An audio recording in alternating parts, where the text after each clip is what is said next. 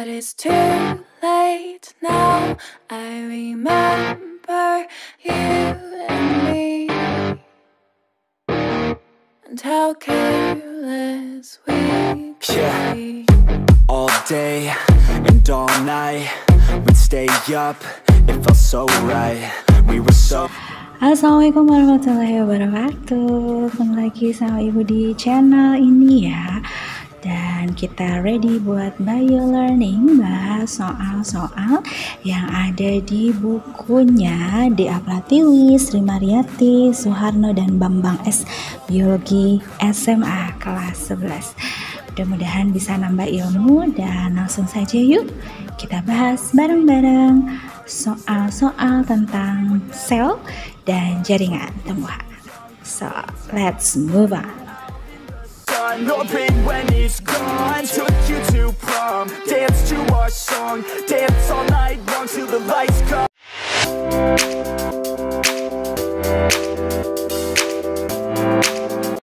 Oke, kita coba bahas soal nomor 1 ya. Di sini ditanyakan persamaan antara sel prokariotik dengan sel eukariotik. Berarti kita harus paham dulu apa itu sel prokariotik dan apa sel eukariotik. Oke, kita mulai dengan pembahasan strukturnya dulu ya. Eukariotik punya membran sel, maka prokariotik pun sama, dia punya membran sel. Ini bagian luar ya. Di bagian yang berfungsi untuk melindungi bagian dalam sel. Selain itu, persamaan kedua, eukariotik tuh punya apa nih? Keren, sitoplasma sama ya. Prokariotik juga punya sitoplasma. Kemudian ada yang tahu nih struktur apa? Oke, yang jawab DNA, good. Jadi baik eukariotik juga prokariotik punya DNA yang mengendalikan. Nah, masalahnya eukariotik punya kantong yang melindungi DNA-nya dan disebut Miss membran inti sel. Jadi sekarang kita punya plesetan nih, Miss U. Jadi kalau punya membran inti sel itu eukariotik, kita bacanya eukariotik ya. Sementara yang nggak ada membran inti selnya don't miss pro. Sekali lagi miss you, don't miss pro. Jadi kita punya definisi dong, kalau eukariotik kita adalah sel yang punya membran inti sel, bukan membran sel ya, tapi membran inti sel. Sementara prokariotik itu adalah sel yang tidak punya membran inti sel. Dan ini ada tambahan juga ya, ada punya ribosom di sini. Seperti yang kita lihat pada tabel kalau di buku paket ada halaman 13. Di situ terlihat jelas prokariotik punya organel apa aja, hanya DNA, RNA, dan pigmen. Kalau di sini ya, tambahannya tadi ada membran sel, kemudian juga ribosom dan sitoplasma. Itu persamaannya ya. Sementara perbedaannya, banyak banget ini yang tidak dimiliki oleh prokariotik, bisa kalian lihat di tabel.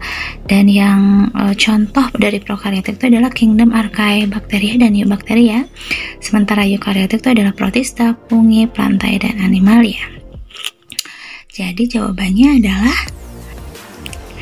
A di sini ya, karena sama-sama punya membran sel, DNA, dan sitoplasma. Sementara option B, C, D, dan E bisa kalian lihat di situ adalah perbedaan antara eukariotik dan prokariotik.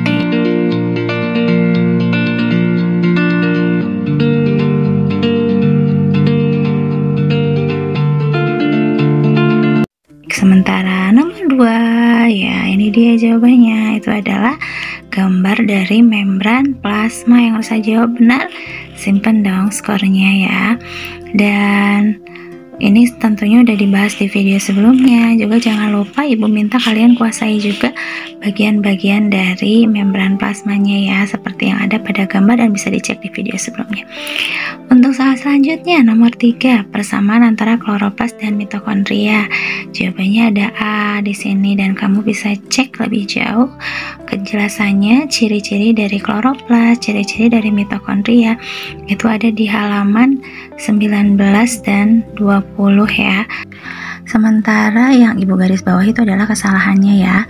Dua-duanya membran rangkap, harusnya tilakoid hanya dimiliki kloroplas, matriks mitokondria, stroma juga kloroplas. Jadi itu adalah perbedaan. Sementara yang ditanyakan persamaan ya.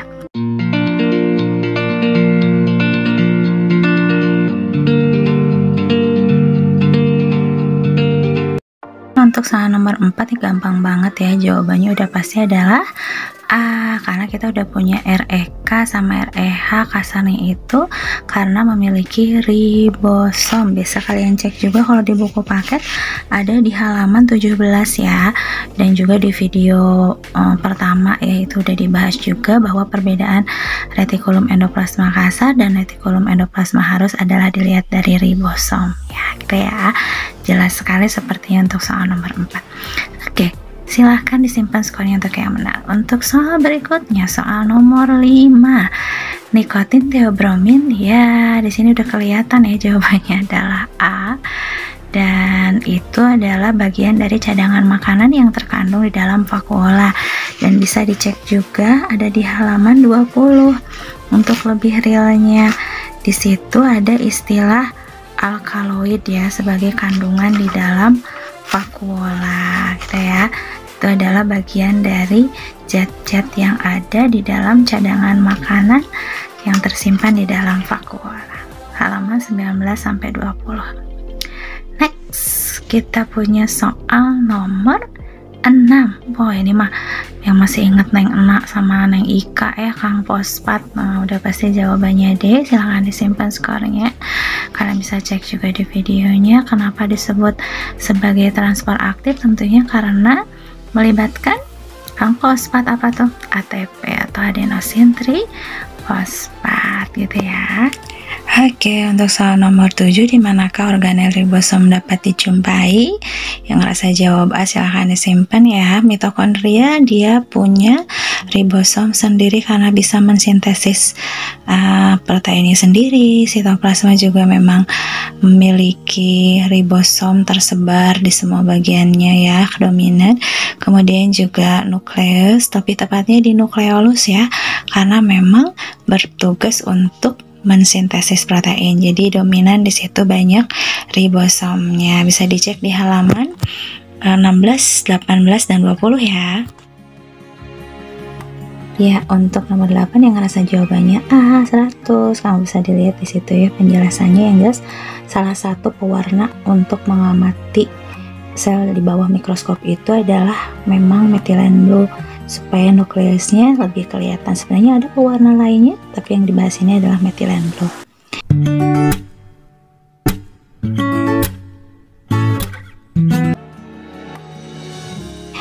Oke, kita bahas nih, otot lurik tuh intinya banyak di tepi. Otot polos itu 1, otot jantung itu 1 atau 2, epitel rongga mulut dan bawang merah itu jumlah intinya hanya 1 masing-masing. Jadi yang paling banyak di sini adalah otot lurik, banyak di tepi sel. Oke, untuk soal nomor 10 Ibu tambahkan gambar di sini ya, yang sebenarnya akan dibahas tuntas di jaringan hewan nanti. Dan gambar yang kalian lihat adalah sel dari sistem regulasi atau sistem koordinasi, yaitu adalah sel saraf atau neuron. Jadi jawabannya adalah E gitu ya. Dan kenapa tidak A? Karena nefron itu adalah sel ginjal. Bisa kalian bedakan ya, ada nefron, ada neuron. Sementara akson adalah, bisa kalian lihat di situ di gambar, saluran yang menghantarkan bagian dari neuron ya, masih bagian dari neuron menghantarkan impuls atau rangsangan. Kemudian nukleolus sudah pasti dong, kita udah bahas. Dendrit adalah bagian dari neuron yang menerima rangsangan. Jadi jawabannya sudah pasti adalah E. Oke, next soal nomor 11. Kandungan protoplasma itu yang memberikan ciri struktural adalah protein. Dan itu bisa kalian lihat di halaman 7 ya. Alasannya kenapa? Karena struktur protein itu paling dominan, selain dia sendiri juga bergabung dengan unsur yang lain dalam protoplasma. Selanjutnya, soal nomor 12, peran dari protein untuk membantu metabolisme sel. Sebenarnya di sini jawabannya ada 2 pasti ya, kalau berdasarkan halaman 10. Ada protein sebagai protein mekanik dan juga katalis ya. Tapi dalam konsep metabolisme, perubahan yang berlangsung di dalam tubuh makhluk hidup secara kimiawi? Itu adalah jawabannya C, sebagai katalitik, sebagai perombak senyawa kimia yang berada dalam tubuh untuk membantu proses metabolisme. Jadi jawabannya adalah C, gitu ya. Selanjutnya soal nomor 13. Mitokondria merupakan gudang energi karena memiliki kemampuan untuk, kok nggak ada jawabannya ya, itu kan sumber energi yang mana gitu ya. Nah, jawabannya itu adalah D ya, karena energi yang dihasilkan di dalam mitokondria itu merupakan reaksi antara oksigen dengan nutrisi yang masuk ke dalam tubuh kita. Jadi itu disebutnya adalah oksidasi makanan. Terkadang disebut juga respirasi seluler karena oksigen yang diperoleh untuk reaksi ini didapat dari proses respirasi. Disebutnya respirasi aerob karena melibatkan oksigen juga ya kalau makhluk hidup. Jadi jawabannya adalah D, oksidasi makanan. Selanjutnya soal nomor 14. Organel berupa saluran halus yang berkaitan dengan sintesis protein. Itu kita udah mulai main keyword ya, kalau dengar kata saluran itu pasti RE jawabannya. Dan di sini juga ada sintesis protein dan steroid. Steroid itu lemak ya. Kita tahu bahwa RE yang mensintesis protein atau terlibat dalam sintesis protein itu adalah REK, atau karena ada ribosomnya ya. Dan yang terlibat dalam steroid lemak itu berarti RE halus. Jadi protein dan steroid dua-duanya secara terpisah ya, disintesis oleh retikulum endoplasma. Jadi jawabannya adalah E. Selanjutnya soal nomor 15, mikrofili. Kalau dengar kata mikrofili itu adalah ciri khas dari epitel usus halus atau organ usus halus, seperti yang kalian lihat di gambar ya. Ini adalah bagian dari mikrofili. Preparat, kalau dengar kata preparat itu adalah objek yang diamati di bawah mikroskop gitu ya. Jadi yang digunakan itu adalah usus halus karena memiliki mikrofili pada bagian selnya, dan jawabannya C dong, epitel usus halus. Ya, untuk membahas persamaan DNA dan RNA, kita coba lihat tabelnya ya. Ya, di sini ada tabel yang membedakan antara DNA atau deoksiribonukleik acid dan RNA atau ribonukleik acid. Sebenarnya bahasan konsep ini akan lebih jauh tuh nanti kelas 12 ya, kaitannya dengan materi genetik. Jadi tidak akan dibahas terlalu panjang lebar. Minimalnya tabel ini membantu kalian untuk melihat apa sih bedanya DNA dan RNA sehingga kita bisa menjawab soal kita di sini ya. Dan setelah kita melihat tabel, tentunya jawabannya itu adalah D, karena yang ditanyakan adalah persamaan. Fosfatnya sama-sama ada, kemudian basa purinnya itu adalah adenin dan guanin. Gulanya udah pasti beda dong ya kan, ada gula deoksiribosa dan gula ribosa. Basa nitrogennya juga berbeda pada pirimidin. Kemudian strukturnya beda ya, walaupun fosfatnya sama untuk option C, karena strukturnya adalah double helix. Kalau RNA itu tidak double, hanya satu. Yang basa pirimidin gula itu beda. Jadi kalian jawabannya adalah D. Selanjutnya untuk nomor 17, fungsi utama karbohidrat di dalam sel makhluk hidup, itu jawabannya adalah B, sebagai sumber energi. Itu udah jelas sekali ya, dan bisa kalian lihat lebih jelas penjelasannya di halaman 7.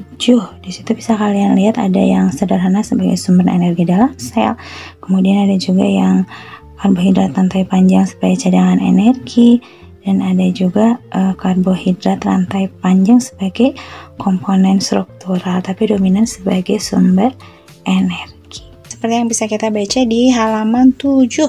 Di situ terlihat jelas bahwa salah satu fungsi dari karbohidrat yang rantai panjang itu adalah sebagai komponen struktural organel dan bagian sel lainnya.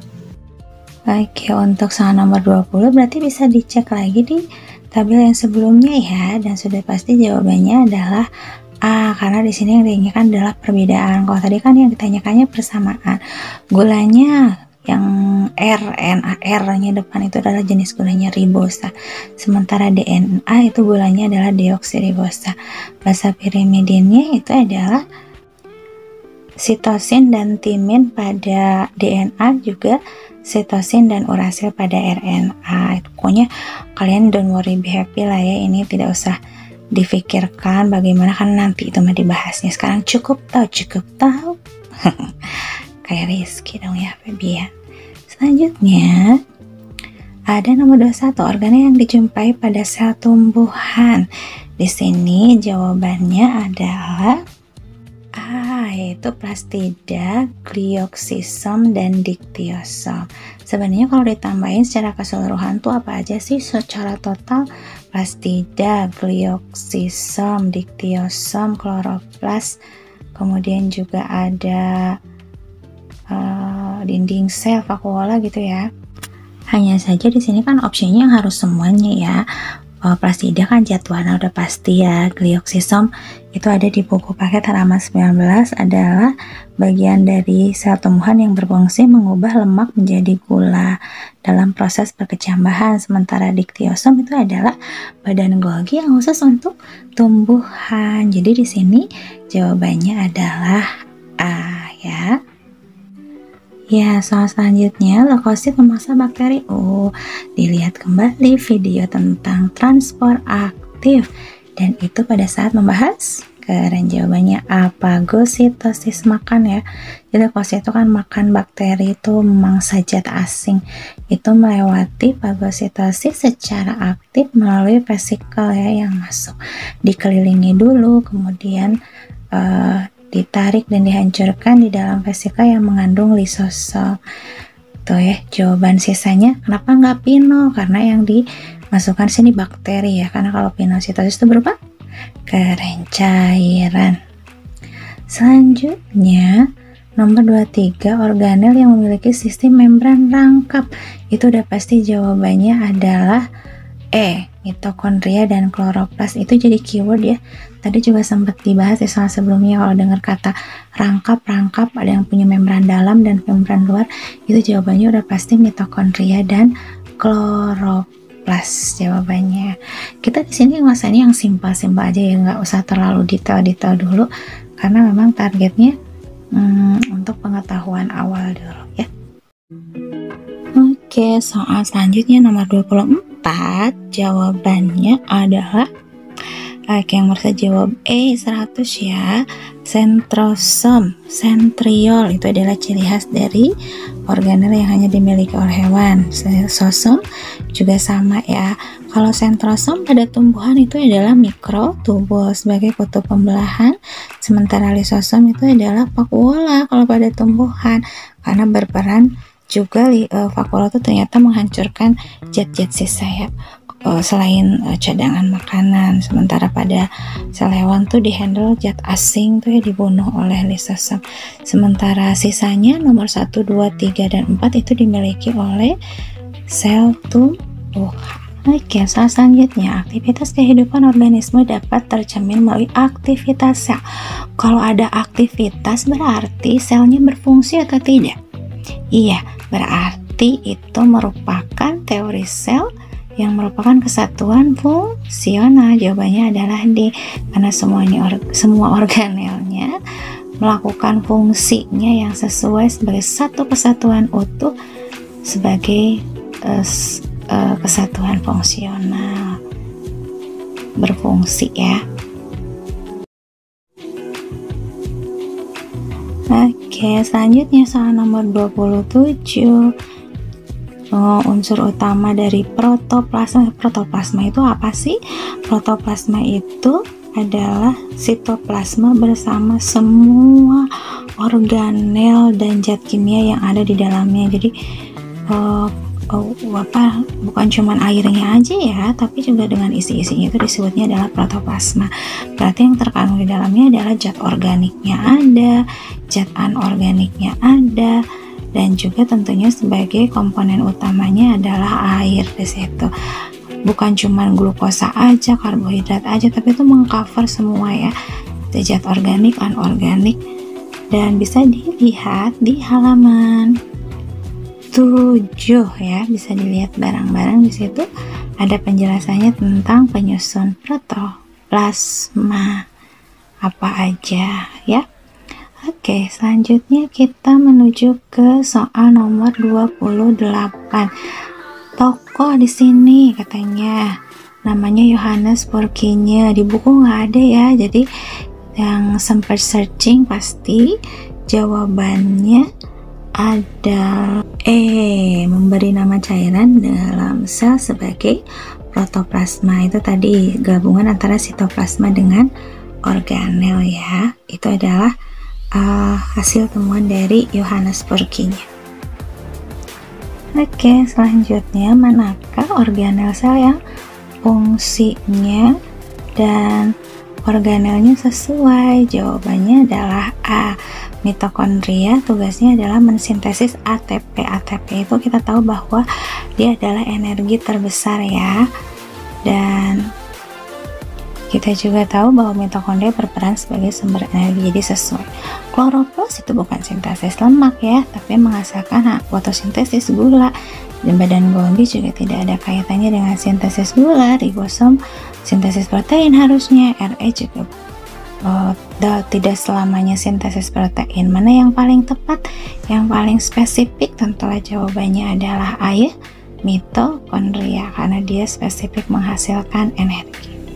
Oke, soal nomor 30. Apakah ribosom di luar apa di dalam inti?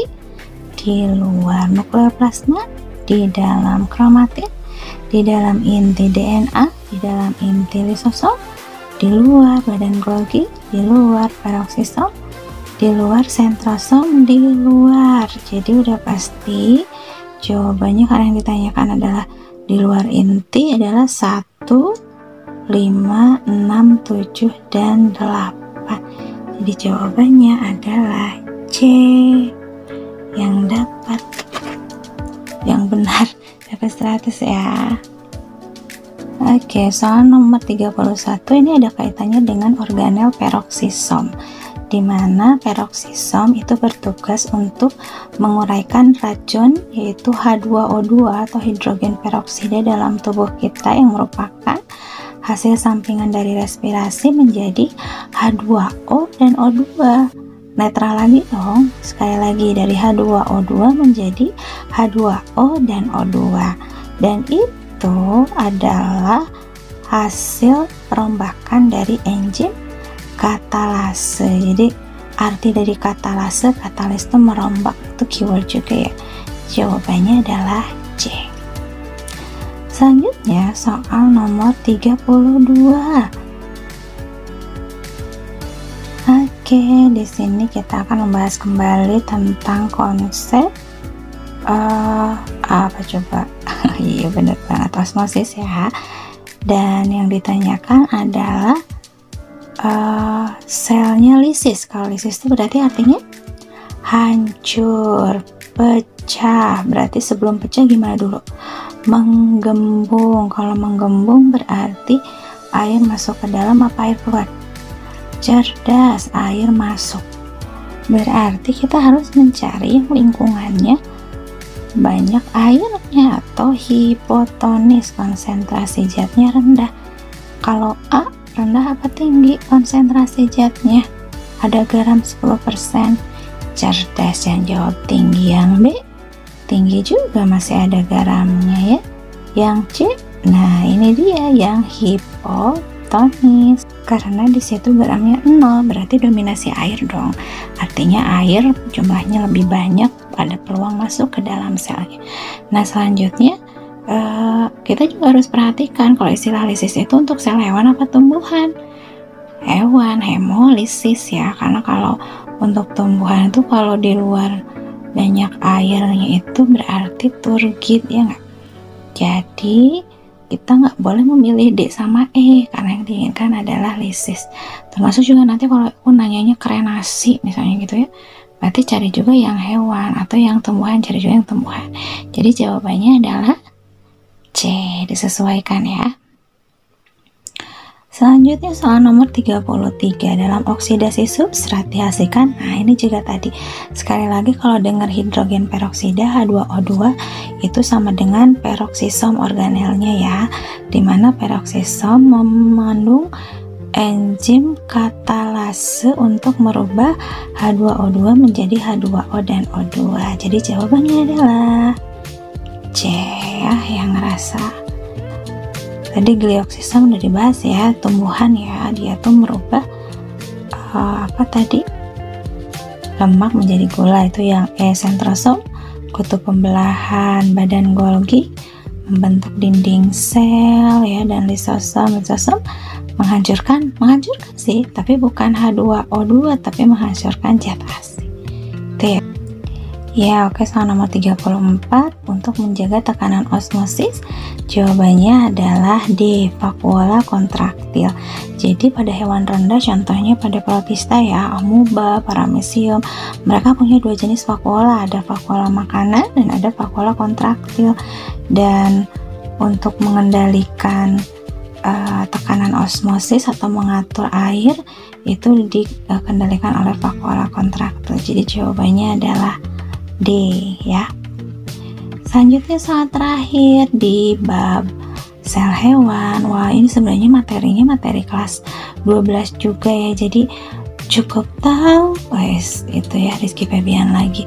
Jadi kalian perlu tahu aja bahwa gambar yang kalian lihat ini adalah salah satu gambar dari proses mitosis ya, dimana proses mitosis ini terdiri dari 5 fase. Nah, bisa kita lihat di gambar berikut. Ada interfase, profase, metafase, anafase, dan telofase. Cukup perhatikan gambarnya aja dulu sekarang ya. Interfase itu istirahat, profase tahap 1, metafase tahap 2, tahap 3, dan tahap 4 sudah membelah. Nah, ini juga ada pembelahan lain selain mitosis, cukup tahu aja ya, yaitu meiosis. Oh ya, lupa, mitosis itu adalah proses pembelahan yang terjadi pada sel tubuh dari ujung kepala sampai ujung kaki kecuali sel kelamin, sperma dan ovum. Jadi sperma dan ovum itu adalah hasil pembelahan meiosis, dan meiosis dibagi menjadi dua, ada meiosis 1 dan meiosis 2 gitu ya. Dan kamu juga bisa lihat nih, ibu sajikan ada beberapa gambar di bawah mikroskop ya, dimana kalian bisa lihat di situ DNA tengah bergerak menuju kutub yang berbeda. Itulah peran sentrosom sentriol tuh dalam kasus ini ya, organelnya. Ini bawang ya, sel-sel bawang yang sedang melakukan proses pembelahan dalam aktivitasnya untuk tumbuh dan berkembang, sehingga sekarang kita tahu bahwa gambar pada soal tadi ini jawabannya adalah C, anafase. Pokoknya kalau lihat yang ada DNA mau ke kutub berlawanan itu adalah anafase. Kalau sejajar itu metafase, nantilah dibahas kelas 12.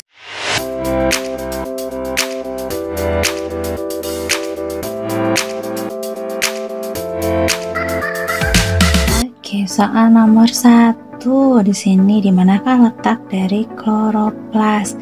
Jawabannya adalah A ya, ada pada palisade, jaringan tiang, mesofil daun, juga spons, walaupun tidak sebanyak palisade ya, karena spons lebih tepatnya sebagai tempat pertukaran udara karena memang rongga-rongganya lebih banyak. Dan di sel tetangga pada apa coba? Mulut daun. Wih, keren banget. Pada stomata itu juga terdapat kloroplas ya, atau pada bagian epidermis bawahnya. Oke, soal nomor 2. Jaringan parenkim pada buah dan biji dapat berfungsi sebagai, keren banget, fungsi awal ya dari jaringan parenkim itu adalah cadangan makanan, karena ternyata parenkim juga ada yang berperan sebagai cadangan udara, tempat penyimpanan air gitu ya.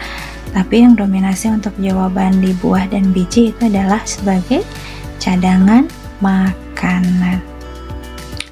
Kemudian selanjutnya, pada daging buah pir terasa ada butiran kasar.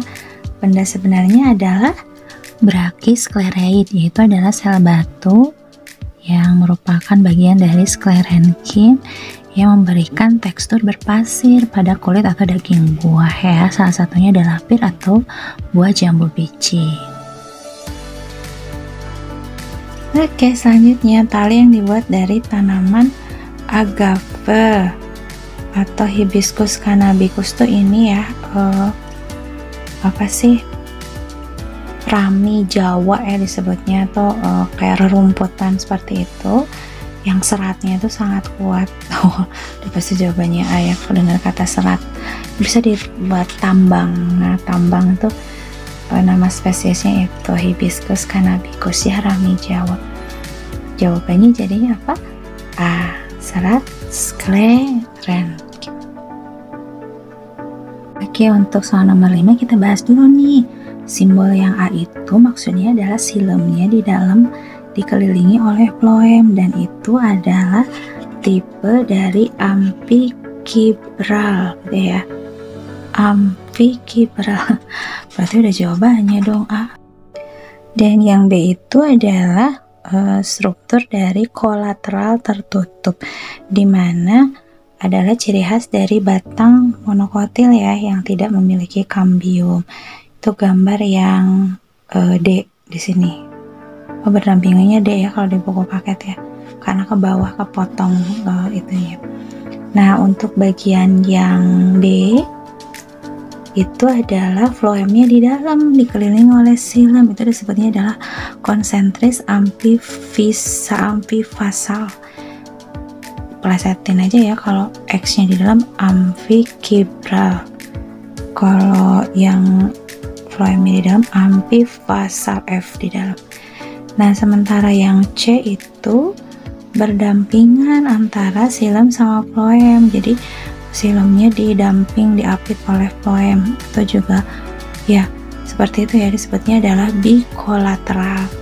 Dan bagian yang E itu adalah ciri khas dikotil, dimana phloemnya dibatasi oleh kambium. Sebenarnya kolateral terbuka akan keberadaan kambium. Selanjutnya soal nomor 6 pada aloe vera, sering ya dengar. Nah, ini yang tadi bahwa parenkim itu sebenarnya bukan hanya berperan sebagai cadangan makanan. Di sini pada aloe vera itu termasuk parenkim air karena menyimpan banyak cadangan air, kemudian berlendir ya. Ada lendirnya juga, licin gitu kan. Kita tahu tekstur dari bagian daun aloe vera tuh ada lendir-lendirnya, itu disebutnya adalah parenkim air ya. Kemudian kalau parenkim asimilasi adalah parenkim yang terlibat dalam proses fotosintesis, berarti misalnya yang ada pada spons dan palisade dominan ya. Lalu parenkim penimbun, inilah yang biasa kita sering bikin fungsi dari parenkim sebagai cadangan makanan, itu adalah parenkim penimbun. Kalau parenkim pengangkut itu berada pada saluran jaringan pengangkut ya, vaskuler ada di situ. Sementara aerenkim adalah parenkim yang banyak rongga udaranya karena berperan sebagai tempat pertukaran udara. Jadi jawabannya di sini lidah buaya adalah parenkim air. Jadi jawabannya adalah C. Selanjutnya soal nomor 7. Kita identifikasi dulu satu apa? Epidermis good nomor 2, cortex nomor 3, phloem good nomor 4, ada xilem, dan nomor 5 kambium. Keren banget. Dan pertanyaannya adalah bagian nomor 3 berfungsi untuk, tadi nomor 3-nya apa? Phloem, berarti dia fungsinya adalah B ya, mengangkut hasil fotosintesis di situ, karena nomor 3 menunjuk pada bagian phloem. Dan soal nomor 8, gambar nomor 4. Nomor 4 itu merujuk pada xilem, berarti fungsinya adalah mengangkut air dan mineral. Iya, benar sekali. Jadi jawabannya adalah D ya, dan itu semua tentang anatomi batang dikotil ya. Oke, selanjutnya gambar nomor 9 itu Pittaka. Kalau misalkan dengar kata Pittaka spari itu berarti pada akar ya, dikuasai ya. Dan Pittaka spari itu adalah penebalan pada jaringan endodermis di akar sehingga tidak bisa dilewati oleh air. Jadi air gimana dong masuk ke akar? Di situ ada bagian yang tidak menebal, disebutnya adalah sel penerus. Jadi kalau di sini ditanyakan Pittaka spari terdapat pada jaringan apa? Oke, udah pasti jawabannya adalah C, endodermis ya, karena Pittaka spari adalah penebalan pada jaringan akar. Soal nomor 10, bagian jaringan floem yang merupakan sel hidup serta memiliki noktah dan berisi tepung, damar, dan kristal, itu jawabannya adalah C ya, parenkim floem. Bisa juga langsung dicek jawabannya ada di halaman nomor 52 ya, buat yang punya buku. Dan kita juga sudah sempat dibahas di video sebelumnya bahwa floem itu tersusun atas sel pengiring, kemudian juga ada pembuluh tapis, dan ada juga parenkim floem gitu ya. Oke, selanjutnya untuk mengurangi penguapan pada siang hari, tumbuhan jagung menggulung daunnya. Kalau dengar kata menggulung daun, itu keyword ya, udah pasti jawabannya adalah C, sel kipas. Jadi kalau stomata apa stomata? Keren, mulut daunnya. Trikoma, rambut, atau juga duri ya kalau yang selain istilah spina tuh. Kemudian ada epidermis ganda. Sel gabus itu adalah untuk lentisa ya. Tapi kalau misalnya dengar kata menggulung daun, pasti jawabannya adalah sel kipas, mengurangi penguapan. Selanjutnya soal nomor 12, pertambahan panjang ruas pada batang tumbuhan gramine. Kalau dengar kata gramine itu artinya rerumputan ya. Kalau dengar kata rumput pasti ada ruasnya. Kalau ada ruasnya pasti jawabannya keren, C, interkalar ya. Pasti jawabannya gampang banget lah pokoknya. Lanjut aja ya ke nomor 13 ya. Ya, nomor 13, beberapa sel epidermis yang mengalami perubahan bentuk. Oh, yang bukan modifikasi yang mana nih? Oke, udah pasti jawabannya adalah E, spons parenkim, karena yang diinginkan adalah modifikasi epidermis. Kutikula di mana?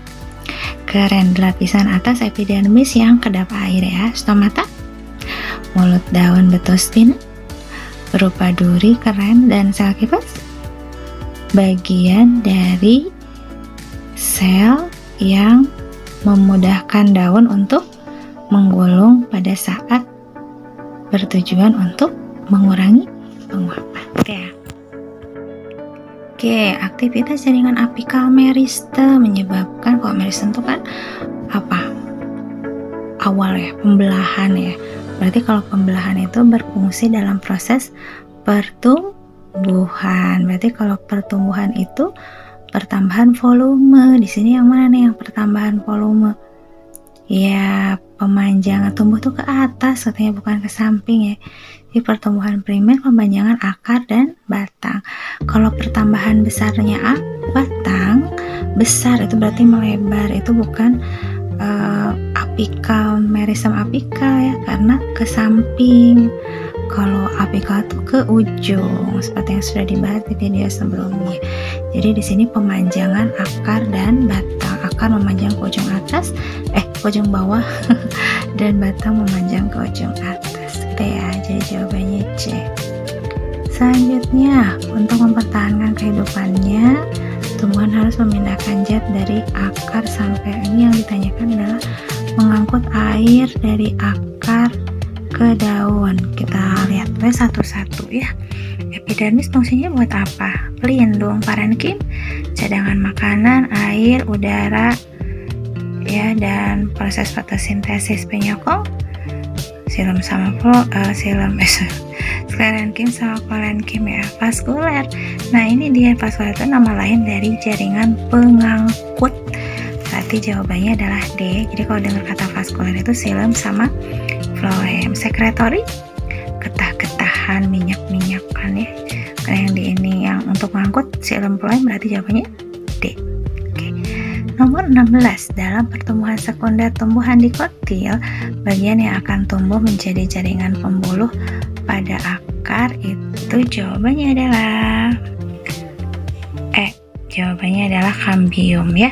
Jadi pokoknya kalau dengan kata sekunder tuh pasti ujung-ujungnya adalah kambium gitu. Walaupun memang sebenarnya dominasi kambium itu adanya pada batang ya, tapi ternyata setelah dilihat di beberapa sumber, kambium juga ada di bagian akar dalam proses perkembangan sekunder. Tapi kalau primer tuh biasanya dihandle oleh meristem apikal ya.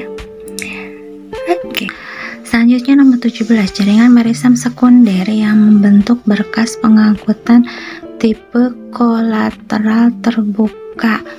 Nah, kolateral terbuka itu aku kasih keyword juga ya. Terbuka akan kehadiran kambium. Siapa yang punya kambium?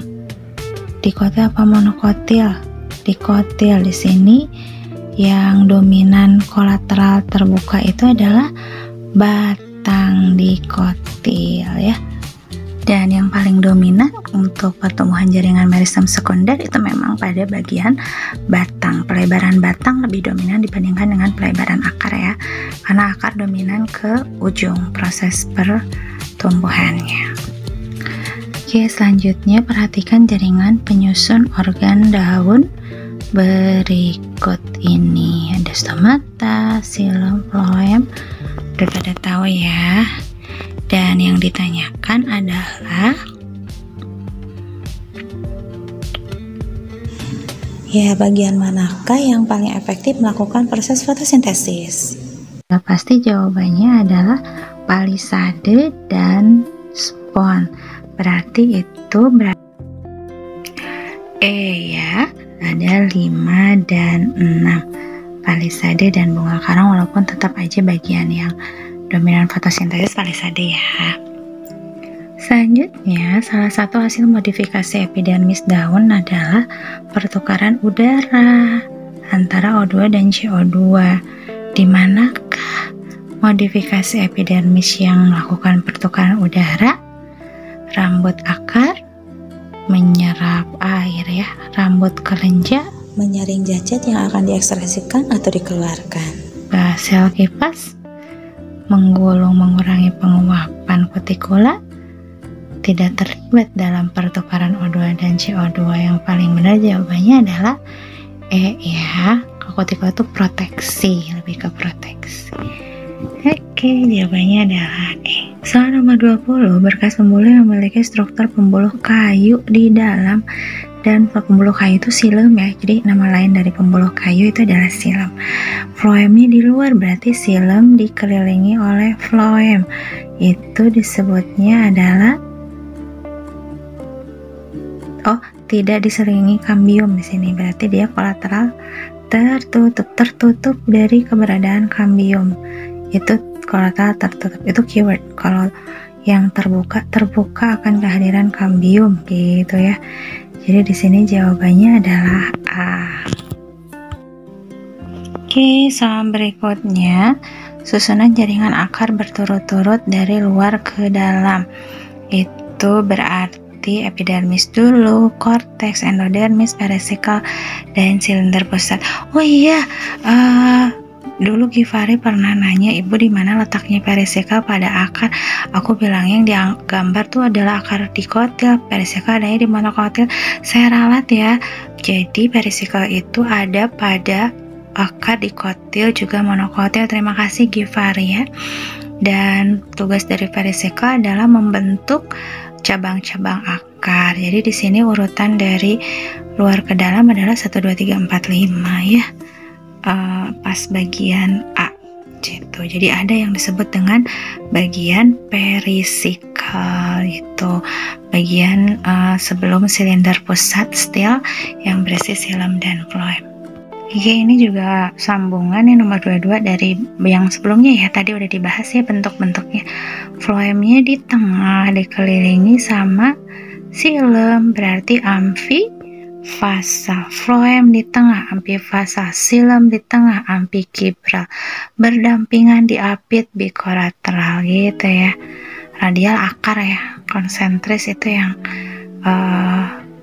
itu amfifasa sama ampikibral ya, tapi yang mana kan harus spesifik. Ya, jawabannya adalah A. Oke, selanjutnya nomor 23, bagian yang membatasi korteks dengan stil pada struktur batang adalah tentu saja kambium. Jawabannya ya, kalau ada pembatasnya. Stil itu sekali lagi jaringan pembuluh ya, bagian dalam berisi silem sama floem. Kalau korteks itu adalah gabungan antara apa yang tahu siapa aku apa ya, parenkim, sklerenkim, dan kolenkim.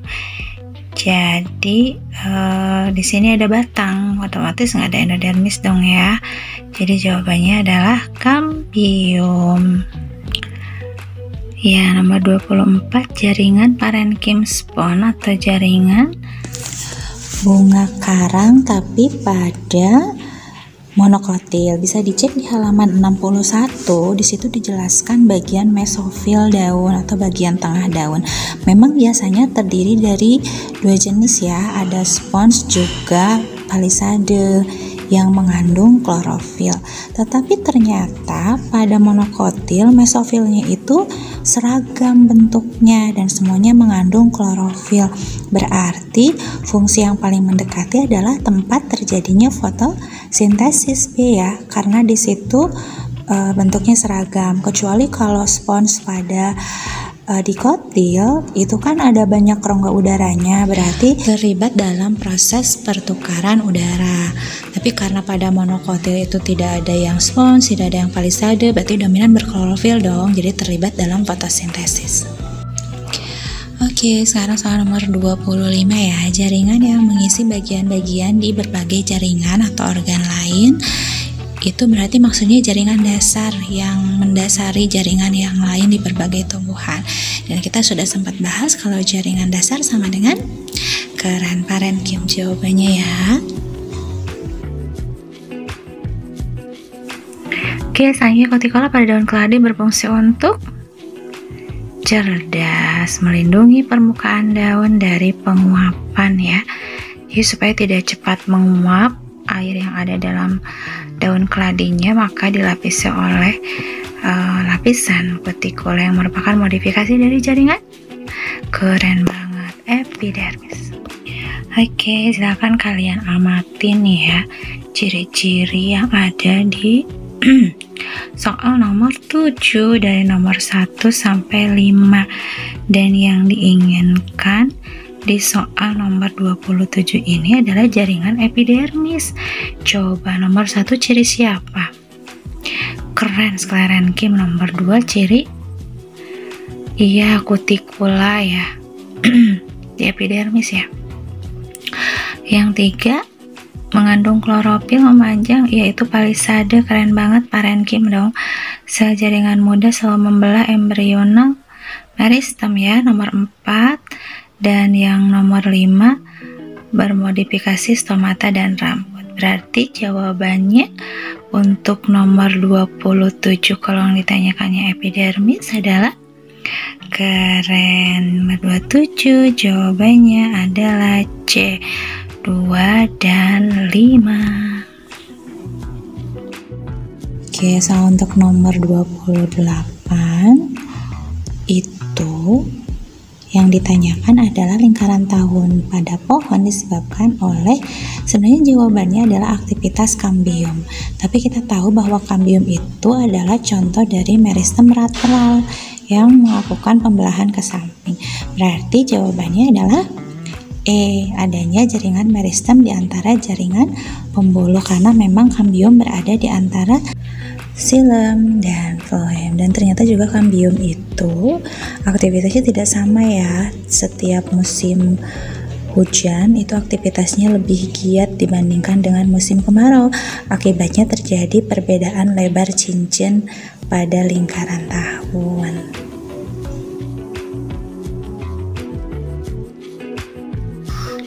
Oke, nomor 29, jaringan tumbuhan berikut yang termasuk jaringan penguat atau penyokong. Udah pasti pada tahu ya. Ini makanan banget lah semua. Jawabannya adalah C. Mantap, sklerenkim. Oke, selanjutnya nomor 30, jaringan kolenkim dan sklerenkim memiliki perbedaan dalam hal. Jawabannya B ya, dinding sel sklerenkim penebalannya merata, sedangkan kolenkim penebalannya hanya pada bagian sudutnya saja. Tuh, kenapa tidak A katanya? Dua-duanya dindingnya tebal ya. Tuh, kebalik tuh, malahan sklerenkim harusnya lebih tebal. Kenapa tidak C? Kolenkim yang menyusun organ tubuh tua, kebalik juga. Kenapa tidak D? Kolenkim di bawah epidermis, kurang tepat ya. Yang sklerenkimnya di dalam empulur katanya. Dan yang E itu harusnya bukan kolenkim ya, tapi parenkim sepertinya kalau pada umbi dan buah. Oke, selanjutnya nomor 31, jaringan tumbuhan berfungsi dalam peredaran glukosa. Kalau glukosa itu adalah hasil proses fotosintesis. Fotosintesis itu reaksinya gimana? Keren banget, CO2 plus H2O dengan bantuan cahaya matahari dalam klorofil menghasilkan gula. Rumus kimianya mantap, C6H12O6. Jadi udah pasti itu siapa tuh? Fotosintesis, floem. Oke, jawabannya adalah B. Nomor 1 apa? Keren epidermis. Nomor 2 keren korteks. Nomor 3 ke dalam banget empulur. Nomor 4 bisa silem bisa kambium ya. Nomor 5 floem. Yang ditanyakan adalah floem, kambium, dan korteks. Berarti jawabannya adalah ya, di sini yang paling mendekati ya 5, 4, dan 2. Sebenarnya tadi yang panahnya sedikit saru ya, seperti mengarah ke silem lebih tepatnya, tapi karena yang diinginkan adalah kambium ya kita ikuti keinginan si pembuat soal yang mendekati apa ya, jadi jawabannya. Oke, selanjutnya soal nomor 33, kita identifikasi bagian P itu apa sih? Benar, yang ngerasa silem 100 ya, disimpan skornya. Jadi sebelum tahu fungsinya harus tahu dulu itu apa ya. Kalau udah tahu silem berarti apa? Benar, jawabannya D, mengangkut hasil mengangkut air dan mineral. Kalau fotosintesis itu adalah floem. Oke, kita cek dulu X-nya apa. Benar, X-nya itu adalah silem. Kalau bagian ini keren, itu adalah floem. Kalau bagian di atas floemnya keren, sklerenkim ya, seratnya. Kalau yang ini nih apa nih, yang cadangan makanan? Wis, parenkim, betul. Dan yang ini nih, itu adalah rongga udara. Yang tanyakan di sini adalah X ya. Berarti X-nya tadi apa? Silem. Sama kayak soal sebelumnya ya, cuman beda gambarnya, mengangkut air di sini. Soal yang saya keluarkan nanti bisa jadi bukan X-nya bukan ke silem ya, bisa jadi ke bagian sklerenkimnya, parenkimnya. Berarti harus paham identifikasinya. Oke, ingat saya mengeluarkan tidak sama persis soalnya dengan di PG ya. Berikutnya soal terakhir di bab tumbuhan, gambar akar berikut. Apakah X-nya kita bahas dulu, X-nya apa nih? Keren, yang jawab tudung akar. Tudung akar bukan meristem apikal, karena meristem apikal itu di bagian atasnya ya enggak. Kalau bagian ini meristem apikal, maka ini apa? Keren, rambut akar. Berarti yang mana yang jawabannya tudung akar? Ada nama lainnya ya, kaliptra ya. Tudung akar yang option mana aja? Yang B ya. Di sini apakah tudung akar berfungsi untuk menyerap zat mineral dari dalam tanah? Kurang tepat ya. Berarti nah, apakah yang Yang E juga nih, tudung akar. Benar nggak kalau fungsi tudung akar di sini melindungi meristem apikal? Benar ya, jadi jawabannya adalah E. Jadi tudung akar itu pada saat meristem apikal membelah menerobos tanah gitu ya. Tambah kan lapisan tanah itu kan banyak batuan, terkadang bisa jadi terluka gitu kan akarnya. Dan itu tuh dilindungi sama kaliptra atau tudung akar. Jadi dia perannya sebagai proteksi. Kalau rambut akar di sini benar ya, fungsinya untuk menyerap zat mineral. Nanti kalau ditanyanya tudung rambut akar yang itu, meristem apikal menembus tanah bukan ya, dalam proses pembelahan. Oke, anak-anakku semua, itu tadi pembahasan kita di video kali ini. Moga nambah ilmunya ya, dan jangan lupa tolong simpan satu informasi mengenai semua pembahasan yang ada di kolom komentar ya. Jangan lupa. Dan that's all for this session. See you at the next video. Assalamualaikum warahmatullahi wabarakatuh. Should I work against the flow? A drop in the ocean so